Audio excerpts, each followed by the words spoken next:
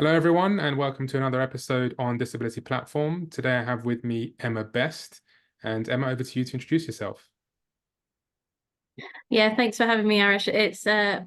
My name's Emma Best, and I'm a London-wide Assembly member, which basically means my constituency covers the whole of London. And my roles within the Assembly include the chair of the Oversight Committee, but I'm also the Conservative spokesperson for health.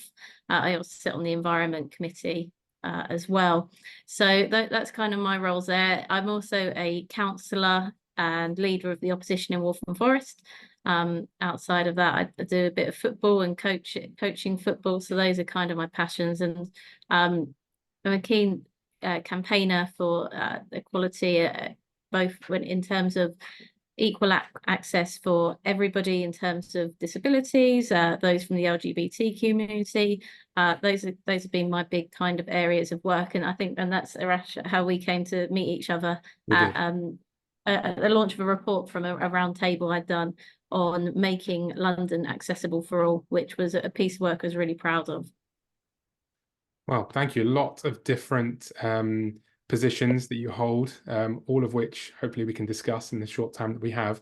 Can I just ask, if it's not too personal, if you feel comfortable, do you have a disability? Do you identify as disabled in any way or neurodivergent? Yeah, so I've had dyspraxia since I was probably, I think, diagnosed around 3 years old. Okay. Which perhaps for those that aren't familiar, has some coordination issues with your physical movement. And can make you quite clumsy to be, which is the way it shows through most often, and fall over your feet a bit, which I do.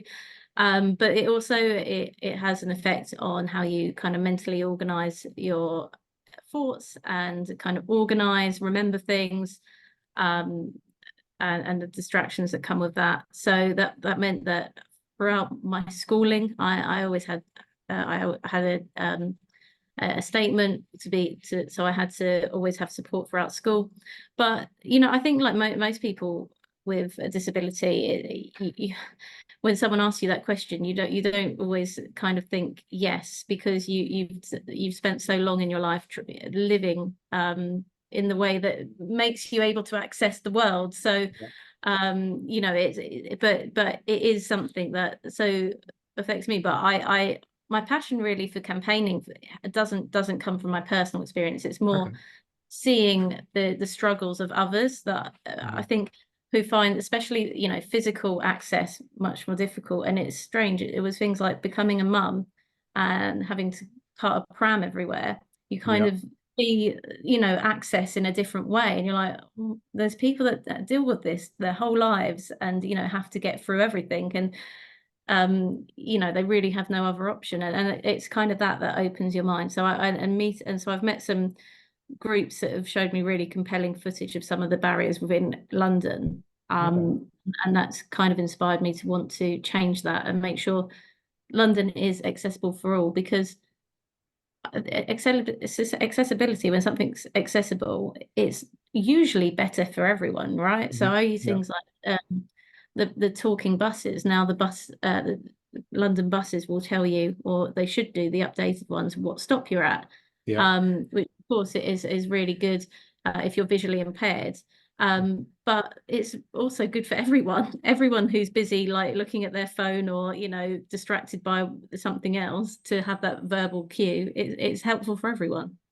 Yeah, definitely. I mean, I personally, when I used to take the bus in my younger days, I'd miss stops, or in the first place, I wouldn't be able to see the bus coming or see the bus number, so I'd miss the bus. But if I was ever on the bus, yeah, having them say what stop it was is really helpful. But generally, I mean, when I spoke to another disabled individual who uses a wheelchair, he told me that when he was growing up, buses didn't have disability ramps, disability access. It was just to step on and off the bus, and he couldn't use buses, so he had to get cabs everywhere with his parents, which obviously, isn't how it should be. And I'm glad that we're far more advanced now. Unfortunately, I couldn't come to City Hall where you work because we couldn't get permission to film, but it would have been good to see access in and out of City Hall. Is there anything that you can tell me about sort of how that's changed over time? Was it sort of was the accessibility implementations all put in place when the building was built, or was it done afterwards upon reflection? Is it more recent? How's all that sort of come about? Yes, I think some of the things we've seen at City Hall is this building wasn't initially that accessible when it used to be the old Siemens vehicle building, but as it became a purpose-built building, Mm, um, there was a good focus on accessibility to City Hall. Um, However, I think some things did need straightening out. For example, some of the door accesses, um, some of the signage, um, and also when we first started, we were told there was only two disabled parking bays at City Hall. And so obviously, okay. um, for example, when I've held events where you've got 50 people coming, and they're specifically focused on disability, Yeah. you're kind of expecting a few more guests that may need a space. So Mhm.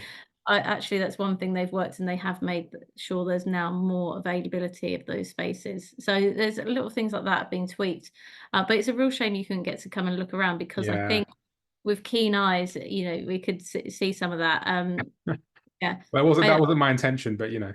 yeah, but I think actually because it's been purpose built for that reason, it has become more accessible. But there's still simple things like if you are in a wheelchair, we don't have power assisted doors, so but you Right, do okay. still have to, so you have to swipe a badge to unlock the door, and then have to get to the door and somehow push open the heavy door and get through. So if you're Wow, okay. on crutches or in a wheelchair, then you're going to find that really difficult. And for a period of time, last year I had a ACL replacement, so I was in Right, crutches, okay.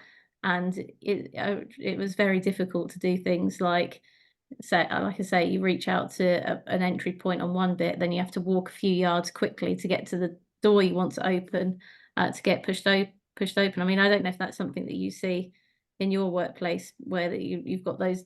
Yeah, I But mean, yeah, but law firms usually have because of confidentiality and that kind of stuff, all security doors pretty much on every floor, on every entrance. Um, but a lot of places I've noticed now have a button that you press and the door just automatically opens. And a lot of I've noticed it more often in pharmacies. I don't know if that's anything to take from that, Mhm. but they seem to be very aware of it. So a lot of them inside and outside just have a button that you press, and it's at what I believe would be wheelchair height, because for me, standing, it's sort of like at waist height. But I guess if you're in a wheelchair, it's at sitting height. So you just press it and the door automatically opens. I've Yeah. noticed that more and more in sort of buildings now. But like you say, it's not everywhere. A lot of places don't have it. And also I've noticed a lot of disabled toilets, very big, heavy doors, you know. Yeah. So that's something that I've noticed. I haven't seen a single automatic door on a disabled toilet, which Mhm. I don't know what we can take away from that. Yeah, and it's also the ones that swing outwards as Yeah. opposed to inwards, which would be easier. I think that the auto assisted buttons, though, they're using them a lot now in shopping centres, and I think Mm. things like shopping centres, where they want to encourage as many people to come and buy stuff as possible. Yeah, yeah, Often you can find some of the best kind of practices there, and I think that's one of the things. For example, you always find those power assisted doors. And I think that's a move that I'd like to see the corporate world, and of course things like City Hall, moving to a standard. I mean, if you're buzzing in to something, then surely there can be a mechanism as you buzz that opens that door. But just to say, in my experience in, say, shopping centres, it's another example of how accessibility is good for all, because if you've got a yeah, pram, you're pressing the door and getting through, you're not doing the exactly. open and shut. It works for everyone. Accessibility tends to make life easier for everyone. If you're slightly more elderly, trying to also push open those doors, with shopping bags, you're gonna find it Yeah, much easier if you can just press a button. yeah, So, things like that, as we have a more aging population, having an accessible world just works for everyone. It isn't specifically trying to you know, focus on one specific group. This makes life easier for everyone. So we should just do it as standard. And of course, capital spending on doing it initially be more expensive, but I think the rewards of having a world that works for everyone actually would bring more economic benefit in the long term. Definitely, definitely. So can we move on to sort of, I'm interested in the demographic of, from your own experience, are there a lot of disabled people working at City Hall and also potentially further in politics generally, from sort of what you've experienced and what you've come across in your working life? So no, not, I mean, of course there are, but there's definitely not enough people. And I think there's two things to say about this really. So in City Hall, I think we have between 8 and 9% of staff that would consider themselves disabled. And whereas we have a really good focus on a diverse demographic across, you know, people from Black and ethnic minority backgrounds or women, we've actually got about almost 70% of female staff now, but there's actually good representation there. But we don't seem to address having a good diversity for those that identify with disability. But there's also the second part of that, isn't there? That I'm sure everybody that has a disability, for example, me, I would never put that on a form because you were always worried, what's that going to do for my job chances? Yeah. So disclosure is something that I do want to pick your brains about Yeah. a bit later on. So sorry, carry on. No, so I think so that definitely happens, I think, in City Hall, right? Is that, you know, people you don't want to disclose. And then secondly, in the more political world, you know, I think it's a cutthroat world and everyone's looking for a weakness of somebody else. And so I think people also in that way don't have that same barrier to disclose. Sorry, not to trample too much No, into go ahead. later topics, but that also is a problem. But, you know, we know, for example, Parliament is not a building that is set up to be inclusive. It's an old and beautiful building, but what comes with that is it was not made to be accessible to all. And so I think that's can be quite a daunting thing. There's also just there's not much flexibility in other areas. I think make it very open, that tell people, you know, you're welcome, you come in. And I think, for example, when you look at the lack of representation across MPs, I think it's really disappointing, and it speaks to those factors that stop people with disabilities making the leap to stand for Parliament. And have you experienced that sort of attitudinal barrier yourself personally? No, so like I say, I would try and not disclose anything about me. But I think of course it's you know, for anyone that has something that stops them working to their best of their ability, it impairs you, right? But I would say for me, I'm able to kind of manage it in a way where you know, I've got very good at, for example, managing why I'm so clumsy. I've just or why I forget things. Why, you know, that's something that I've managed away. So for me, it's okay, but I don't think some other people are as lucky as that. And seeing as we're talking about it, we might as well sort of delve deeper into disclosure, because that's a particular topic of, interest and fascination to me, because there are so many facets to it. So for example, if you have a visible disability, then you don't really have a choice to disclose. Whereas if you have an invisible disability, you then have a choice. So there is a slight privilege there, as it were. And then again, it's the concept of, or the question of, if you disclose, will the person you disclose to take it negatively or positively? Will it become a barrier? Will they have assumptions and misconceptions about your disability? Or will they respond by immediately wanting to provide all reasonable adjustments and seeing beyond that? And there's all these different facets to it, which makes disclosure such a personal choice. I mean, there is no right or wrong answer. There's no good or bad way of doing it. Mm. So I always say to people, whoever asks me about disclosure, I always say, I say what I've just said, and I say, and ultimately it's up to you, and it's possibly a case of reading your environment. Because I was in a panel discussion with disabled lawyers, and one of them was very adamant that you should disclose. It's brilliant. It's not a weakness. The employer should make adjustments, etc., etc. And one of the people in the audience put the question forward of, well, what if they see it negatively and you lose your job and you can't pay your mortgage and you go homeless? Bit Yeah. extreme, but there is the Yeah. reality that it could backfire. So what would be your personal advice to disabled people regarding disclosure? I think just like you said, it's a very personal choice. But I think my advice would always be if you believe that you need some adjustments within the workplace and you're being hampered, you should absolutely make that clear, I think, and disclose so that you can get that, especially if you are in a bigger organization. You're going to have that support behind you that to get that done. It's harder, I think, when you're in those personal situations where it's a smaller organization and people may feel genuinely concerned. But I wanted to use the example that you should always remember how many people really in the population do have disabilities and perhaps not visible disabilities. So, for example, if you're in a job interview or you're talking to your manager, don't ever not consider that those people may have also had some of the same experiences. Either they may have a disability, they may have a child or a Mhm. relative. Like, Yeah.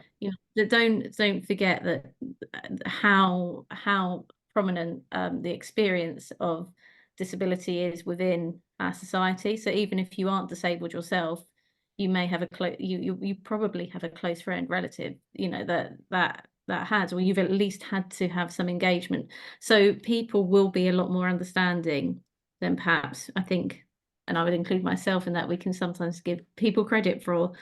Um, and also, just see the benefits as well. I've been doing interviews before for, like, for example, really technical positions about a data analyst and things like that. And some of these are literally said in the interview before, like, I'm autistic. This is just what I love to do, and I know, I'm just obsessed, and I will do it. And it's a strength because I kind of, perhaps it's somebody that's also understands that mindset. But to me, I immediately understand the strength in what is supposedly a disability, but it's not. I understand how your mind is actually such a strength here, and you're going to be the best person for that job. Yeah, there is a big push now, I've noticed, for um, making sort of framing neurodivergence as superpowers rather than disability, which is great. If someone's neurodivergence allows them to far exceed anyone else at a particular task, then why should they not be, championing that?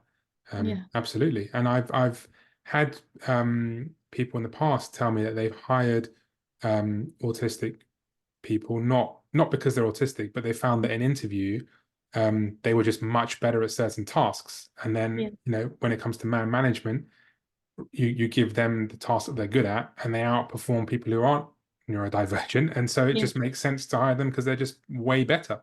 Yeah. Um, and I think that's, that's very positive. And I think one of the things, I think, from my personal experience, I've concluded, and I don't know if I'm correct or not, this could be a generalization, but I think that most people who um, don't have a disability are not looking towards disabled people in a negative context with Mm. any malice or anything like that. I think it is, when you disclose, I think it potentially could be an issue of just never having come across a certain disability, not knowing what that means or how it impacts your life or the working life, or anything else around it.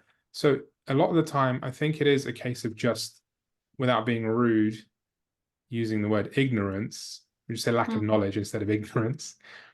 And Yeah. I think that, once you explain the situation and how it impacts you and how find ways around it and how you can still be productive. I think most people generally change their perception of it. And I think that is, for me, that's one of the key takeaways, in that, there may be that hesitancy at first to disclose, but if you explain yourself, you can kind of almost educate someone and then move on from that to, the rest of your personality.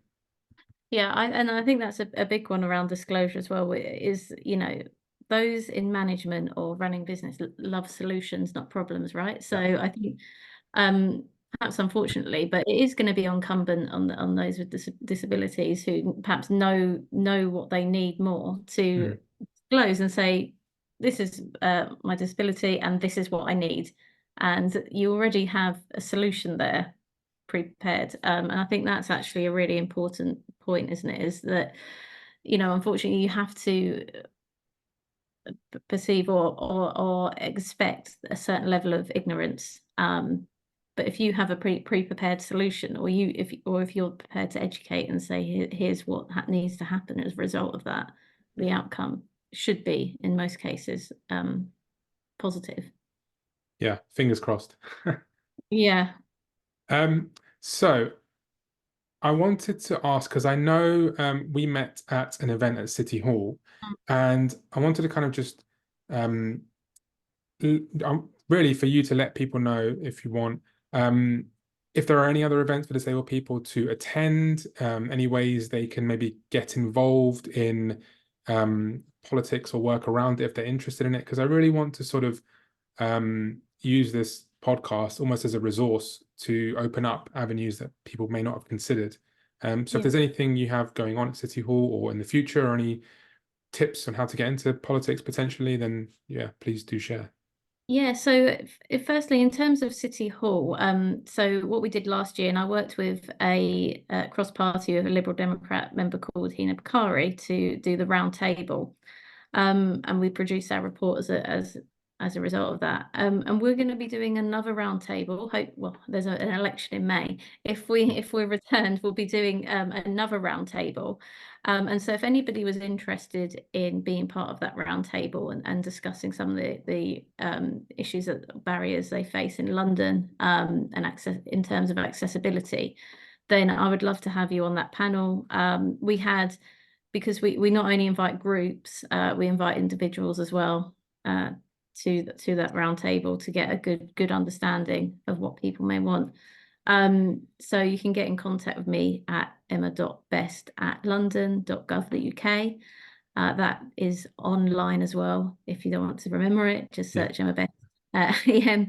And then in terms of politics, I would say that it's scary to get involved sometimes, or it can feel scary, but there is something for everyone. And the scale of young to old, people from every walk of life that are in not only my party, but every party, shouldn't be underestimated. It is very diverse. So there is a lot of opportunities there. And so we do things like canvassing, leaflet dropping, telephone canvassing, data entry, then there's events, there's panel discussions.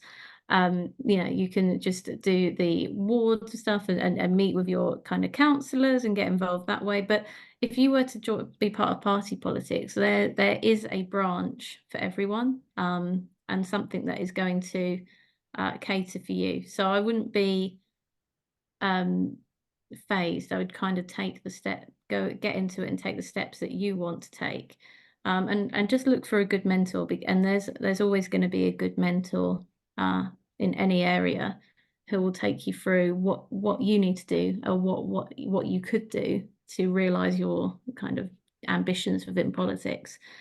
So if anyone's in Waltham Forest and interested in Conservatives, for example, do get in touch with me. I'd be happy to help. But you should find some of those ambassadors and mentors in every area. Everyone's keen to support people getting involved. So yeah, I would say my biggest advice would be, honestly, take the first step and reach out, because it really isn't as scary as it may seem to get involved with politics. And you'll find, once somebody explains the steps you might need to take to realize your ambitions, you can kind of take those step by step fairly easily. Well, fingers crossed, some disabled people watching this may decide to take that leap and hopefully become influential in social change. Yeah, no, absolutely. That would be amazing. It's what we need, not just nationally, but regionally and locally as well. We need far more of that representation. Definitely. Emma, thank you very much for your time. It's been a pleasure. And yeah, fingers crossed this will be useful to disabled people watching. All the Thanks, best. Arash. Take care. Take care.